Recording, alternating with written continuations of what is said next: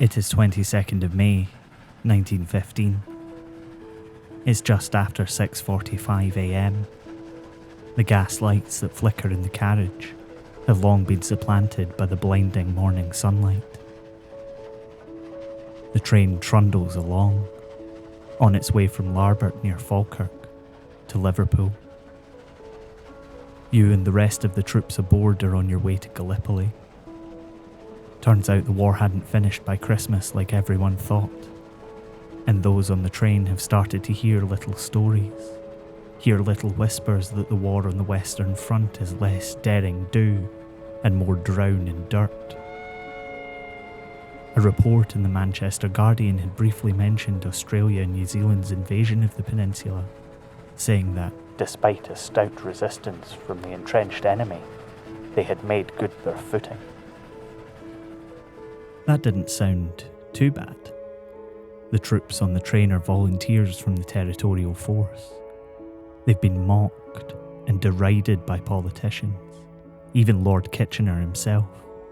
He's so focused on his conscript army that he thinks the territorials will be better suited to working on home defence. But the army has been decimated in the first year of the war, and Kitchener's new army won't be ready for action until September. The territorials are going to get their chance, and a lot of the troops on your train are determined to prove him wrong. You're not so sure, but maybe the front will be more comfortable than these old wooden train carriages. They look like they've just been pulled out of a scrapyard. Little do you know, they basically have been. Still a few hours to Liverpool. You shield your eyes against the morning sun with your cap and close your eyes. This is Scotland, a podcast about history and where we made it. I'm Michael Park. It is the 22nd of May 1915. It's just after 6:45 a.m. and James Tinsley has arrived at work. He's half an hour late, but his colleague, the night signalman George Meakin, isn't too bothered. You see, they have a wee arrangement that means James can start a wee bit later. Makes it easier for him to get in the morning, and George doesn't mind.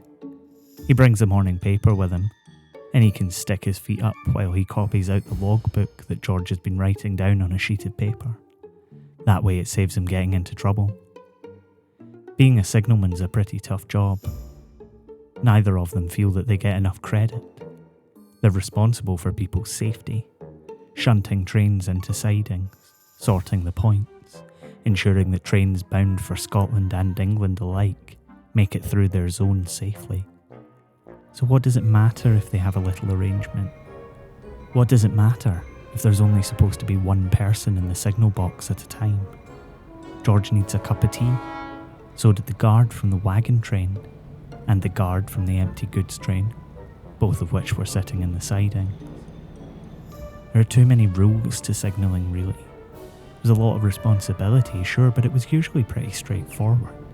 It was so rare that anything went wrong that things like having to put wooden collars on top of your levers to remind you where trains were, or coming in on time, or even that bloody Rule 55, all seemed a bit pointless. When your train is detained on a running line at a signal at danger or without movement authority, you must contact a signaller as soon as possible. That usually meant some suit-covered fireman coming up and telling them how to do their job. There he is now. James gives him a pen to sign the logbook, but he's still busy copying out the logs that he missed. The guy's gone almost as soon as he came. Which train was he from, anyway? The next signal box along was offering up the morning troop train. James accepts it. Signalling's usually pretty straightforward. Hi everybody, I just thought I'd cut in and have a wee break just to say thank you for continuing to support Scotland. I know that our episodes have been fairly irregular this year, so I just wanted to thank you for being super patient with us. If you can support us, it's great and it helps us to make more episodes. If you can rate us 5 stars on your podcast app of choice, leave us a wee review, and if you have a spare £5, you can join the Scotland Supporters Club on Patreon. If you head over to patreon.com/Scotland podcast, you can donate a £5 a month, and that helps us keep the show going.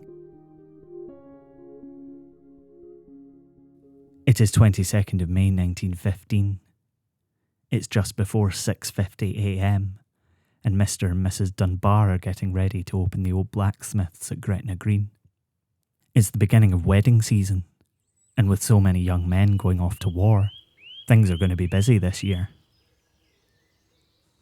They've got some bits and pieces to get ready for Mr. Mackey, the owner and anvil priest who does all of the marriages that come through. The birds sing in the fields off towards the railway as Mrs. Dunbar imagines brides and grooms waking up for their wedding day.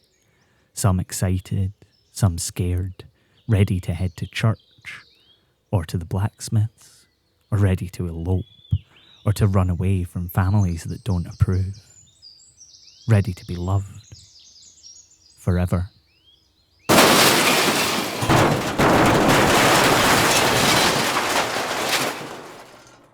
The birds stop singing. It is 22nd of May 1915, 6:49 a.m. A few hours until Liverpool, you're finally dozing off. The gas lights that flicker in the carriage have long been supplanted by blinding morning sunlight.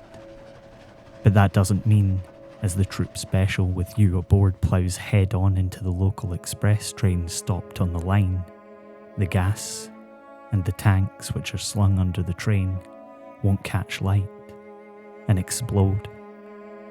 But before that can happen, the northbound express train, sent up the tracks by James Tinsley, crashes into the existing wreckage. Before you know what's happening, the train is ablaze. The acrid smoke fills your mouth and nose, forcing a hacking cough up from the very depths of your lungs. Your eyes are stinging, streaming tears which almost sizzle off as soon as they come. All around you, the walls are on fire. Panic sets in. Your brain blocks out the screaming. Your eyes refuse to believe what they see. People on fire. Are you on fire? You're on fire. You crash out of the door and onto the ground. The sky is black with smoke. Screams fill the air. Are they yours?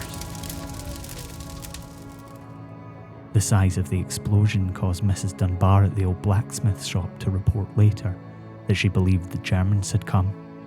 The people of Gretna Green charged towards the source of the noise, realising that a German army in the centre of Scotland is like hearing hoofbeats and thinking zebras instead of horses. The fire rages, catching on the wooden frames of the old train. Soldiers stagger from place to place. Some are trapped under the twisted, molten metal of the wrecked locomotive. Those who aren't on fire are covered in superheated grit. The fires rage. Army officers move among the twisted bodies, kicking luggage aside, stooping to check pulses, to examine wounds. Sometimes they stand and unholster their sidearms. Their revolvers extend out in front of them in shaking hands and crack above the sound of the flames, above the screaming and the pleading. They silence them. Lives snuffed out before they could ever see the front lines. In the days that followed, the bodies were lined up in a nearby field and processed. The railway reopened 3 days later, and soldiers rolled by on their way to the front, past the burnt-out remains of the carriages, which just a few days before had held 500 of their comrades. 226 people died, and 246 were wounded in the crash. The bodies of those who could be recovered were laid to rest in a mass grave in Edinburgh's Rosebank Cemetery. In court, James Tinsley claimed he forgot about the train sitting on the line. He and George Meakin became the first people to be indicted for the same crime in 2 different countries, England and Scotland.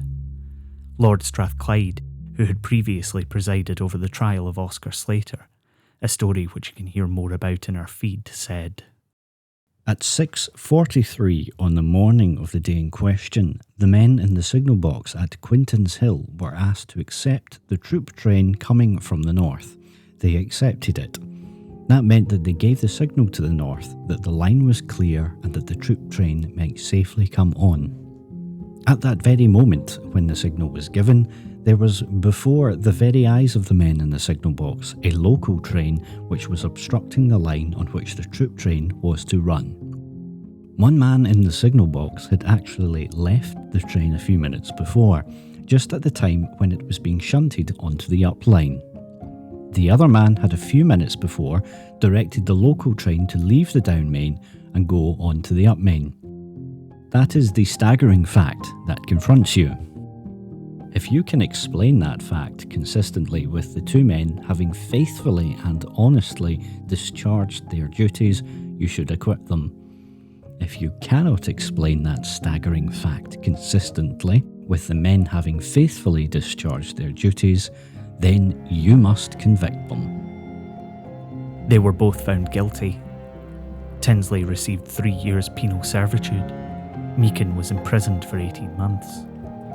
Both men were released from prison on the 15th of December 1916 and immediately returned to jobs on the Caledonian Railway. Make of that what you will. You've been listening to Scotland. This episode was written and produced by me, Michael Park, and is a production of Be Quiet Media. Additional voices in this episode were by Aaron Richardson and David Allan. You can find out more about the show on our website, scotlandpodcast.net, and we're on Twitter, Facebook, Instagram, and TikTok sometimes too. You can find us by searching Scotland, a Scottish history podcast. Look after one another. We'll see you next time.